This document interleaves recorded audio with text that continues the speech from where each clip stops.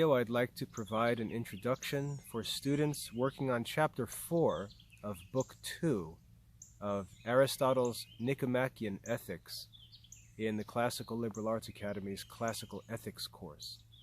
In Chapter 2, we learned about ethical virtue and how it relates to habits or custom. And then in Chapter 3, we discussed the relationship between virtue and vice and pleasure and pain. We're going to continue now in Chapter 4. Aristotle writes, "It may, however, be doubted what our meaning is in asserting that men, by acting justly, become just, and temperate by acting temperately. For if they act justly and temperately, they are already just and temperate, just as those who perform things pertaining to grammar and music are grammarians and musicians. Or shall we say that this is not the case in the arts? For it is possible that a man may do something grammatical both from chance and from the suggestion of another person. He will therefore then be a grammarian if he both does something grammatical and grammatically, that is, according to the grammatical art which he possesses. Again, neither is the thing similar in the arts and the virtues. For things produced by the arts contain in themselves efficient excellence. It is sufficient, therefore, to these to be effected with a certain mode of subsistence. But things which are performed according to the virtues are not done justly or temperately if they subsist in a certain way, but if he who does them in consequence of being disposed in a certain way. And in the first place, indeed, if he does them knowingly. In the next place, if with deliberate choice, and also deliberately choosing to do them on their own account. And in the third place, if he does them with a firm and immutable disposition of mind." I'm going to pause there just for a moment to comment on how clearly this teaching of Aristotle on ethics relates to Catholic teaching, for example, on mortal sin. Aristotle is explaining here that he has said in a previous chapter, we become just by acting justly. We become temperate by acting temperately, by performing individual temperate acts. And so if you want to become temperate, the way to become temperate is right now to act temperately. In the next thing you do, to act temperately.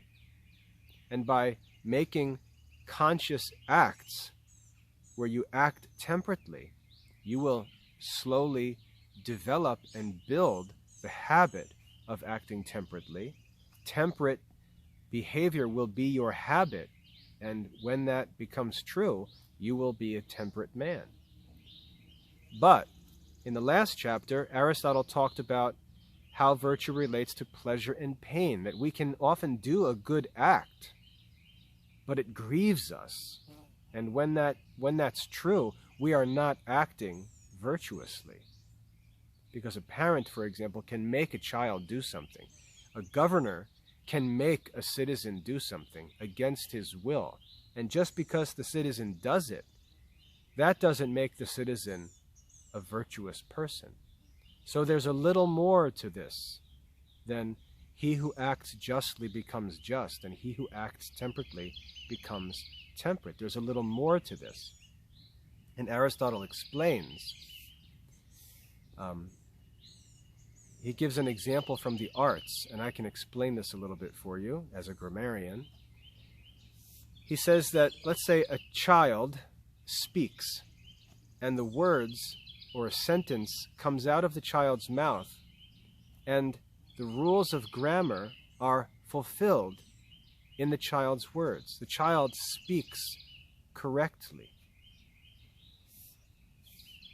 That child speaks with proper grammar.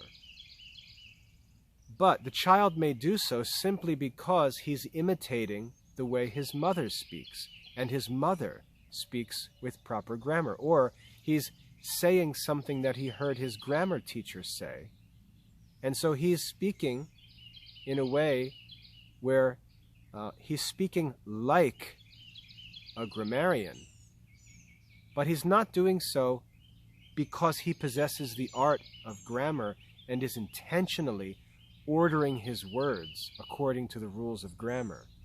He's doing so by simple imitation. And what Aristotle is saying is that we can perform virtuous acts in the same way. We may perform virtuous acts because we've simply been formed by habit to do that, by forces outside of us, or by the rules of our parents, or by what's simply available to us. For example, if there's no junk food in the house, and we have no choice, and we eat something that's healthy, we're not necessarily acting temperately because we have no other option but to eat the healthy food and a limited amount because it's all that's given to us. So in order for us to establish this doctrine that in order to become virtuous, you must act virtuously, we have to add a little bit more to what it means to act virtuously. Okay, and he gives us 3 conditions that must be fulfilled for us to say that we are acting virtuously. First, what we do, we must do knowingly. He says, first, if he does them knowingly. Second, if with deliberate choice, deliberately choosing to do them on their own account. On their own account is important there. We're not merely doing something for the sake of something else. For example, let's say a father asked a child to help in the garden with some hard work and offered to pay the child for his work. And the child is working in a vegetable garden where the family is growing healthy food. But the child is thinking that if I do this work and get some money, I can use that money to go to the grocery store and buy some junk food. The child is actually doing a good work, but he's not doing it on its own account or for its own sake. He's doing it for the sake of something else that's actually not virtuous. Many of our good actions, if we examine ourselves, are being done for the sake of something else. And that's something that we need to fix. So the second condition of a virtuous act is that it's done on its own account, a deliberate choice on its own account. And thirdly, he must do it with a firm and immutable disposition of mind. He must do it intentionally, with a firm and immutable or unchangeable disposition of mind.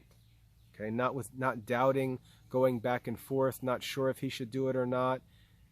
He should do it with a firm and immutable disposition of mind. So 3 conditions for a virtuous action. And if we look in the teaching of the Catholic Church, when we talk about mortal sin, we say that for a sin to be mortal, to really be deadly and destructive to our spiritual life, it must meet these three conditions. It must be done with knowledge,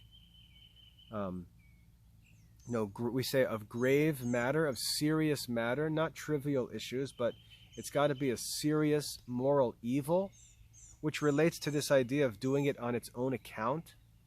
We don't just accidentally violate some serious commandment or commit some grave evil, and with a firm and immutable disposition of mind. So we can see that there's a relationship between Aristotle's teaching here in ethics on the qualities of virtuous actions and on the Catholic Church's teaching on the qualities of mortal sin. And that makes a lot of sense. If we don't get credit for a virtuous action because it's accidental or done under compulsion or by some other reason, we don't get credit for a good action, it doesn't make much sense that we would also be credited for an evil action if the same conditions don't apply or aren't true of that action. So we see a relationship between Aristotle's teaching on virtuous acts and the Church's teaching on mortal sin.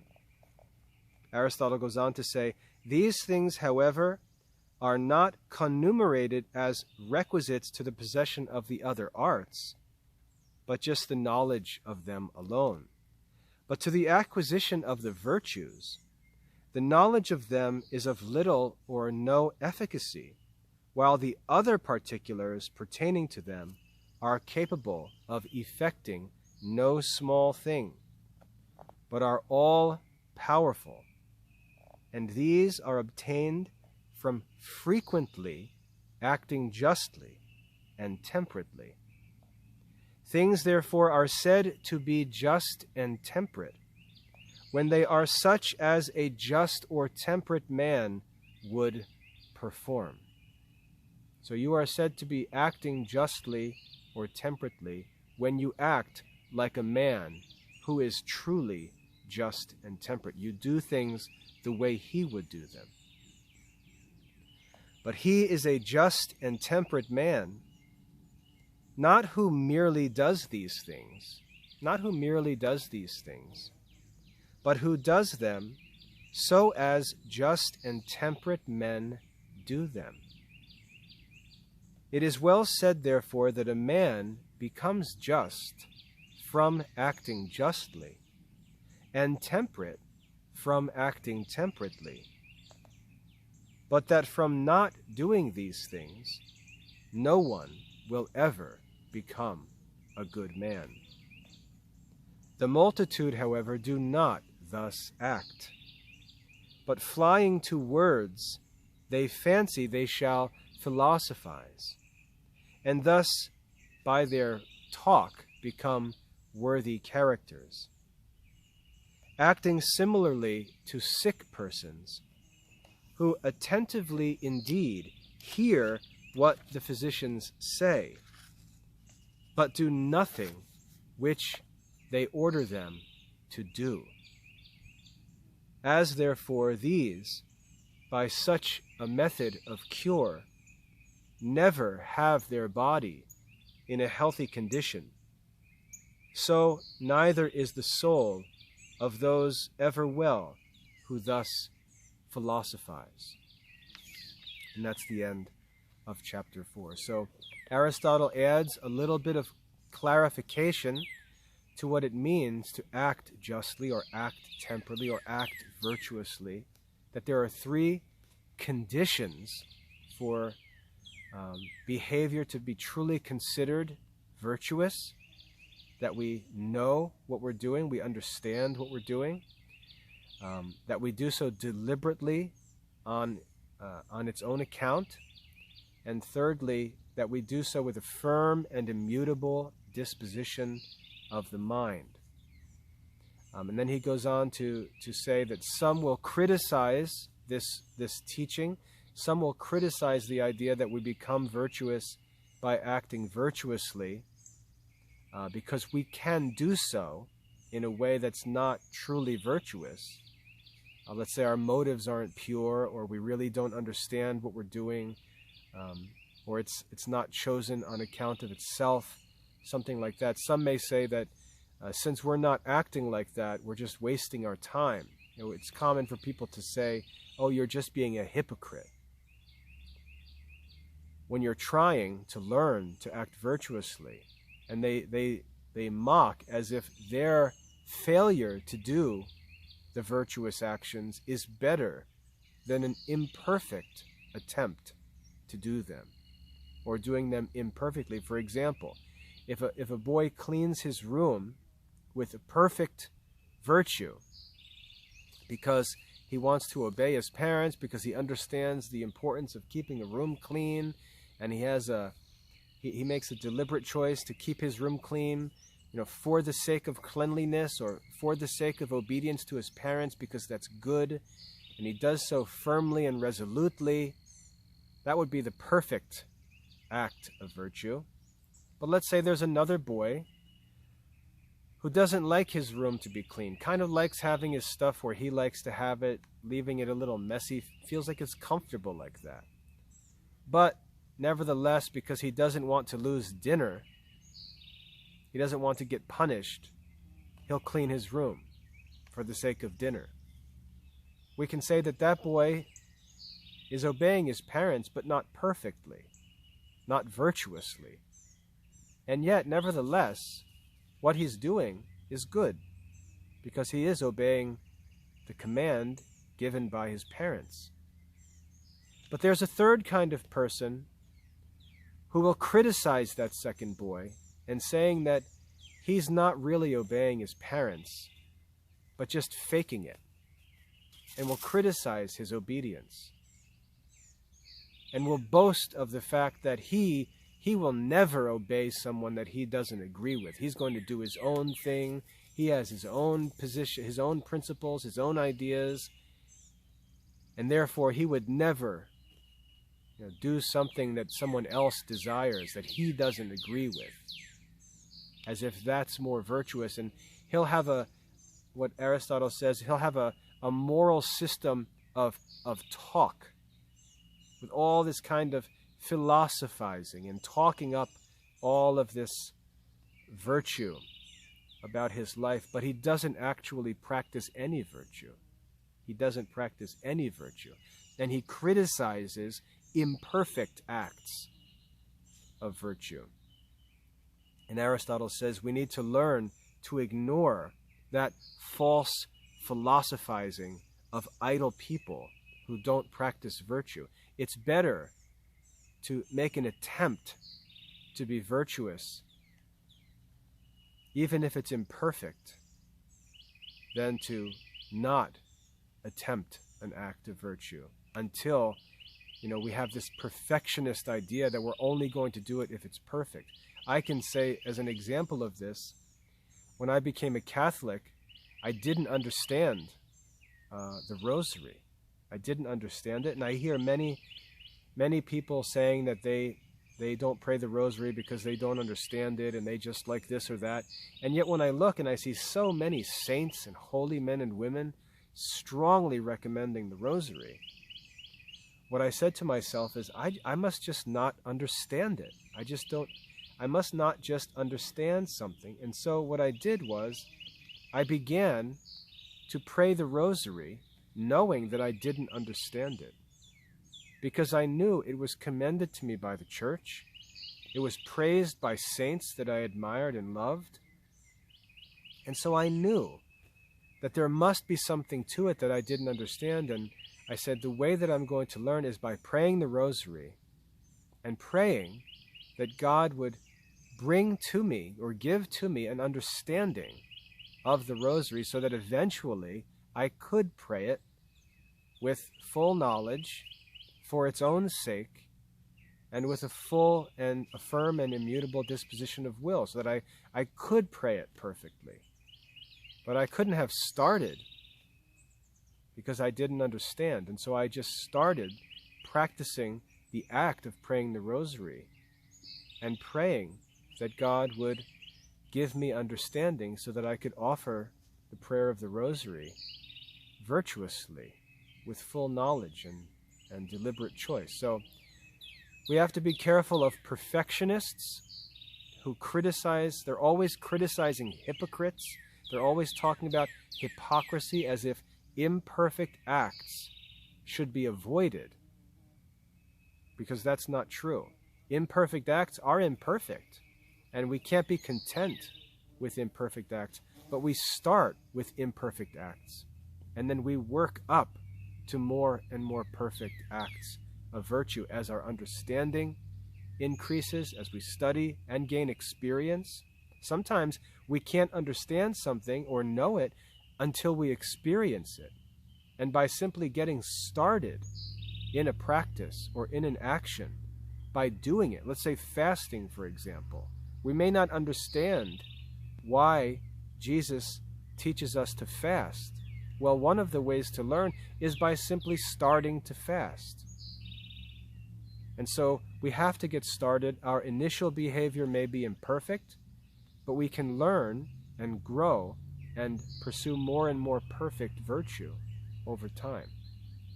So 3 conditions for virtuous actions, and we remember that in order to become virtuous, to become temperate, or to become brave, or to become prudent, to become just, and so on, the way we do that is by developing habits in those virtues, and those habits are developed by choosing to do virtuous actions. And we may need to begin with imperfect actions, but focus on fulfilling these 3 conditions of perfect virtuous actions. I hope that's a helpful introduction to this chapter 4 in Book 2 of Aristotle's Ethics. Now it's time for you to do your studies. God bless your work.